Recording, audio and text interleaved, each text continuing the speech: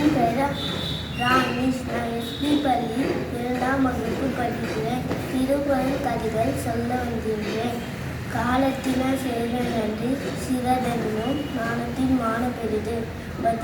பதிலுக்கு பதில் காத்திருந்த யானைகள் ஒன்றற்கு ஒன்றாக இடத்தெரு சென்றபோது வழியாக கீழே என்ற சொல்லி எழுத காலில் மிதிப்பட்டு வந்தன. அதற்கு கூட்டம் போட்டு யானை தலைவர்கிட்ட போய் பேசின. அதுக்கு யானை தலைவர், உங்கள் நிலத்தை அளிப்பது எங்களுக்கு நோக்கமில்லை, நாங்கள் வேறு பாதையில் செல்கிறோம்னு கூறியது. அதுக்கு எலிகள் நன்றி கூறி உங்களுக்கு ஏதாச்சும் ஆபத்துங்க எங்களை கூப்பிடுங்க கூறியது.